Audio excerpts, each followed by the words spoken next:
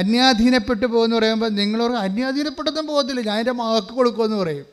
എൻ്റെ മകളെ, നിൻ്റെ മകൾ നിന്നെ എപ്പോൾ ഓർക്കും? ഞാൻ ഒരു 1500 പിണവെടുത്തിട്ടുള്ളൊരു മനുഷ്യനാണ്. ഇത്രയും കാലത്തിനുള്ളിൽ 1500 പിണവെടുത്തിട്ടുണ്ട്. ഒരു ആത്മക്കാരുടെ ദിവസം വരുമ്പോൾ ഞാൻ എപ്പോഴും ഓർക്കും. ആത്മക്കാരുടെ ദിവസം എന്ന് പറഞ്ഞാൽ കത്തോലിക്കരുടെ ഇടയിൽ ഒരു വലിയ ഏർപ്പാടുണ്ട്. എന്നുവെച്ചാൽ മരിച്ചു പോയ ഒരാൾക്കാരെ ഒരു ദിവസം ഓർക്കും. അപ്പോഴവരുടെ മക്കളും മരുമക്കളും ബന്ധുക്കളും സ്വന്തപ്പെട്ടെല്ലാം വന്ന് അവർ മരിച്ചടക്കിയ കുഴി വൃത്തിയും മെനയുമായിട്ട് വൃത്തിയാക്കും. ഇത് പൂക്കളും തിരികളും ചന്ദനത്തിരിയും ഒക്കെ വെച്ചിട്ട് ആത്മശാന്തിക്ക് വേണ്ടി പ്രാർത്ഥിക്കും. ഭയങ്കരമായ ഒരു ഫീലുള്ള ദിവസമാണത്. പക്ഷെ ഞങ്ങൾ പിറ്റേ ദിവസം കുർബാന വൈകുന്നേരം ഉണ്ടാവും, രാവിലെ ഉണ്ടാവും. ഈ കുർബാനയെല്ലാം കഴിഞ്ഞ് ഇവർക്ക് അനിത പാടുന്നൊരു സംഭവമുണ്ട്. അപ്പോൾ അനിത പാടി ഞങ്ങൾ ഒരു അറ്റത്ത് ഇടത്ത് തൊട്ട് വലത് വരെ ഇങ്ങനെ റെസ്പോൺസ് അല്ലെങ്കിൽ ഓഫീസൊക്കെ പാടി, അതൊരു പ്രത്യേക പ്രാർത്ഥനയാണ്. ഓഫീസ് എന്ന് പറയുന്നത് മരിച്ചവർക്ക് വേണ്ടിയുള്ള പ്രത്യേക സങ്കീർത്തന പ്രാർത്ഥനയാണ്.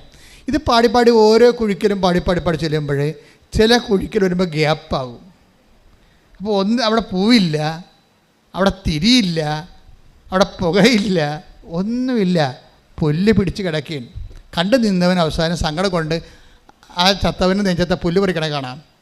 അപ്പം ഞാൻ കപ്പേരനോട് ചോദിക്കും. കപ്പേരെന്ന് പറയണത് ഞങ്ങളുടെ ഇടയിലുള്ള ഒരു സാക്സൺ ഇടവകയിൽ ആർത്താട് ശുശ്രൂഷകനാണ്. അപ്പോൾ കപ്പേരോട് ചോദിക്കും, ആ കുഴിക്കൽ ആരുമില്ലേ? അപ്പോൾ കപ്പേര് മിണ്ടത്തില്ല.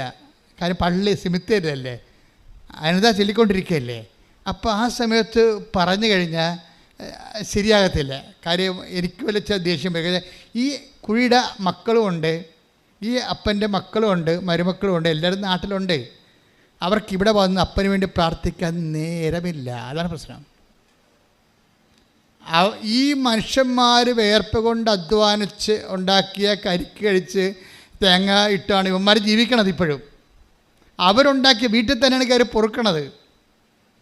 പക്ഷേ അപ്പന് വേണ്ടി 10 മിനിറ്റ് പ്രാർത്ഥിക്കാൻ അവർക്ക് നേരമില്ല. അപ്പം ആരാണ് അന്യൻ? ആരാണ് ശത്രു? നിങ്ങൾ, അതാണ് ഈശോ ചോദിക്കുന്നത്. നിങ്ങൾ ഒരുക്കി take the word of God, നിങ്ങൾ ഒരുക്കി വെച്ചിരിക്കുന്നതൊക്കെ പറഞ്ഞേ, ആരുടേതാകും. അതായത് ആരുടേയുമല്ലെന്നുള്ള അർത്ഥം. നിങ്ങളൊരു ഭയങ്കര സ്ഥലജല വിഭ്രാന്തി പെട്ടിരിക്കുകയാണ്. മനുഷ്യന്മാരുടെ ഏറ്റവും വലിയ വിഭ്രാന്തി എന്ന് പറഞ്ഞാൽ എന്നുവെച്ചാൽ വെള്ളമാണെന്ന് നമുക്ക് തോന്നും. സ്ഥലജല വിഭ്രാന്തി എന്ന് പറഞ്ഞാൽ എന്താ? ഇപ്പോൾ നല്ല വെയിലുള്ള സമയത്ത് നമ്മൾ ഒരു മൈതാനത്ത് കൂടി പോവുകയാണെന്നുണ്ടെങ്കിൽ വെള്ളം തിളക്കണത് കാണാം. അവിടെ ആവി പറന്ന് പോകണാണ് കണ്ടത്. നമുക്ക് വെള്ളമാണെന്ന് നമുക്ക് തോന്നും. ആ സ്ഥലത്തിന് ജലത്തിൻ്റെ വിഭ്രാന്തി ഉണ്ടാക്കുകയാണ്. നമ്മൾ അടുത്ത് ചെല്ലുമ്പോൾ പറയും അത് ആവിയാണ്, വെള്ളമല്ലെന്ന് പറയും. ഇപ്പം നമുക്കുണ്ടെന്ന് പറയുന്നത് ആൾക്കാരെല്ലാം ഒരു സ്ഥലജല വിഭ്രാന്തിയുടെ വിഷയങ്ങളാണ്. സത്യമെന്ന് വെച്ച് കഴിഞ്ഞാൽ നമുക്ക് സത്യം ദൈവത്തോട് തുറന്ന് പറയാൻ വി ആർ നോട്ട് റെഡി. സത്യം ദൈവത്തോട് തുറന്ന് പറയണമെങ്കിൽ നിങ്ങൾ ആ സിറ്റുവേഷനിലേക്ക് വരണം.